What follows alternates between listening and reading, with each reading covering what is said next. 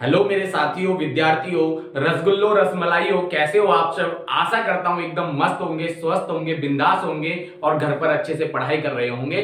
मैं पवन शर्मा, फिजिक्स गुरु में आप सभी का हार्दिक स्वागत करता हूं।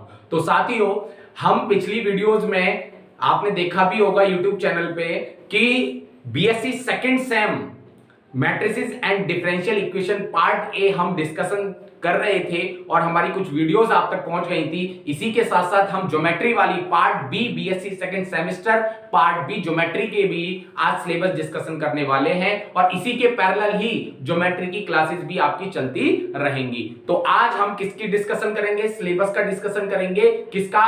बीएससी सेकंड सेम ज्योमेट्री का। ठीक है, चलिए, जैसा कि आपने पढ़ा था मैट्रिसेस एंड डिफरेंशियल इक्वेशन में 4 यूनिट थी, 4 यूनिट मैंने आपको डिस्कशन करके बताई थी। इसी तरह इसमें भी आप 4 चैप्टर मान लीजिए, 4 यूनिट मान लीजिए, जैसे आप समझोगे। मैंने यूनिट लिख दिए हैं, आप चैप्टर मानो तो चैप्टर मान लीजिएगा। तो जैसे कि आपने पढ़ा यूनिट फर्स्ट में क्या है, यूनिट फर्स्ट में क्या है? General equation of second degree, general equation of second degree, system of conics, tracing of conics, confocal coins, polar equation of conics and it's property.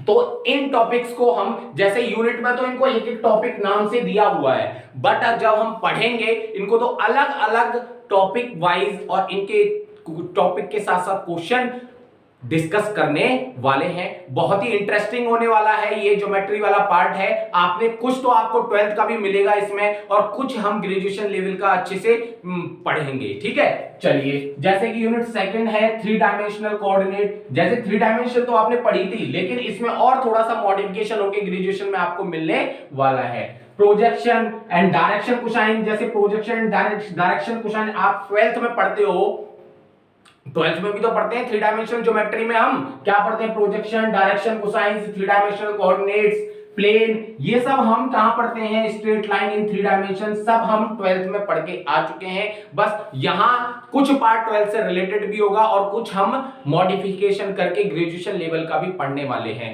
जैसा कि आपने यूनिट 3 में देखा, स्फीयर, कोन एंड सिलेंडर, जैसे ये पार्ट जितने छोटे लग रहे हैं, दिखने में इतने छोटे नहीं है। आपको बता दूं, चलो मैं वैसे ही बता देता हूं। Sphere, general equation of sphere, आप स्टैंडर्ड इक्वेशन की बात करें तो ये होता है एक्स, सेंटर गिवन हो तो एक्स एक्स माइनस 1 का square plus Y minus y1 का square plus Z minus z1 का square equal to R square. क्या ये स्फीयर हो, स्फीयर का ये सेंटर हो x1 y1 z1 और कोई पॉइंट स्फीयर पे हो x y z, तो जब हम दोनों की डिस्टेंस निकालते हैं डिस्टेंस फॉर्मूले से, तो ये स्टैंडर्ड इक्वेशन ऑफ स्फीयर बनती है। अब जनरल इक्वेशन ऑफ स्फीयर क्या बनती है? जब हम इसी को सॉल्व करते हैं तो बनती है x square plus y square plus z square 2ux तो 2vy प्लस में 2wz प्लस में d इक्वल टू 0। ये क्या बनती है? हमारी जनरल इक्वेशन ऑफ स्फीयर। अब आप देख के मत डर जाना कि सर आपने तो देख के डरा दिया, इतनी बड़ी बड़ी इक्वेशंस कैसे लर्न करेंगे। आपको विश्वास दिलाता हूं कि आपको बिल्कुल भी मेहनत करने की जरूरत नहीं है। आपको क्लासेस में ही इतने अच्छे से पढ़ाया जाएगा कि आपको क्लासेस में ही ये याद हो जाएंगे।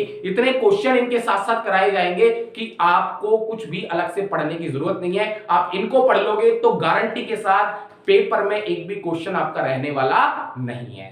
समझ में आ गई बात? चलिए, अब क्या है, अब आगे भी स्फीयर में भी क्या है, जब अब देखो यहां पे हमने पढ़ा क्या? लाइन पढ़ी, यहां पे हमने प्लेन पढ़ा, लाइन पढ़ी। ऐसे ही स्फीयर में भी जब स्फीयर लाइन को टच करे या प्लेन को टच करे, या स्फीयर क्या कहते हैं, जब लाइन स्फीयर और लाइन के बीच में कुछ डिस्टेंस हो, जैसे सपोज मैं आपके सामने रखूं, ये स्फीयर है, ये कोई प्लेन है, इनके बीच के डिस्टेंस हो, इनके बीच में कुछ डिस्टेंस है, तो यहां से यहां तक जब टच करेगा तो परपेंडिकुलर डिस्टेंस जो होती है वो ग्रेटर देन आर होती है। ये सब डिस्कस करने वाले हैं। ये स्फीयर है, अगर प्लेन इसको टच करता है तो परपेंडिकुलर डिस्टेंस क्या होती है? इक्वल टू रेडियस हो जाती है। इसी केस में क्या होता है कि ये टेंजेंसी बनती है। यहां पे क्या बनती है? Condition of tangency, condition of tangency, condition of tangency. जब क्या होता है कंडीशन ऑफ टेंजेंसी, तो इसका क्या बनता है formula? x x1 plus y y1 plus z z1 plus में d इक्वल टू 0, इस टाइप से ये फॉर्मूले बनने वाले हैं, या इक्वल टू a स्क्वायर। अगर स्फीयर वाली फॉर्म है, स्फीयर वाली अगर सेंटर 0 0 0 हो जाए तो फॉर्म क्या बनेगी स्फीयर की, x square plus y square plus z square equal to r square. तो यही क्या करते हैं, इक्वल टू r स्क्वायर मान लो चाहे a स्क्वायर मान लो इसे। तो यहां से मैं आपको डायरेक्ट ट्रिक बताने वाला हूं कि जब x स्क्वायर हो तो कंडीशन ऑफ टेंजेंसी में डायरेक्ट x को x1 से रिप्लेस कर देंगे, y स्क्वायर को y1 से रिप्लेस कर देंगे, z स्क्वायर को z1 से रिप्लेस कर देंगे। आंसर आपका बिल्कुल सेम आएगा जब हम पूरा प्रॉपर सॉल्व करेंगे 1.5 पेज के क्वेश्चन को, और जब यहां डायरेक्ट उसको मिलाओगे तो आपका आंसर सेम आएगा। आप यहां से सेटिस्फाइड कर सकते हो कि हाँ हमारा आंसर पेपर में एकदम सही है, अलग नहीं है।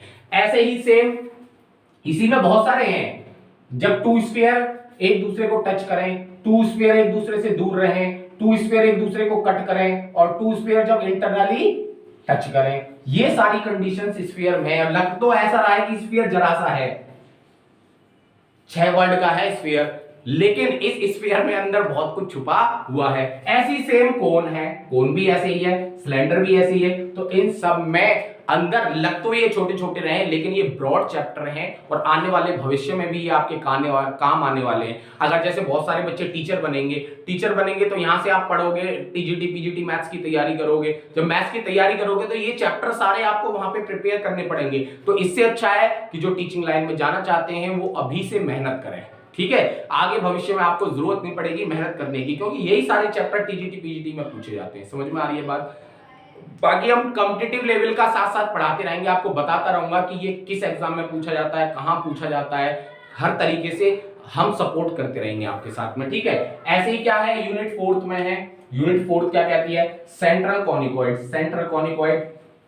पैराबोलॉइड्स, plane section of conicoids, generating lines, confocal conicoids, reduction of second degree equations. तो ये सारे चैप्टर्स हम एक एक टॉपिक के साथ में अच्छे से क्वेश्चन टॉपिक वाइज करके हम आपके सामने रखने वाले हैं। आप विश्वास रखिएगा, आप ऐसे ही भरोसा रखिए, हम आपके साथ हैं, हर तरीके से साथ हैं। देखो आपको मैं बता दूं कि जो मैथ का कोर्स है वो भी आप कितने में, 499 में, सेकंड सेमेस्टर का जो बुक है वो 499 में आप परचेज कर सकते हो ऐप से।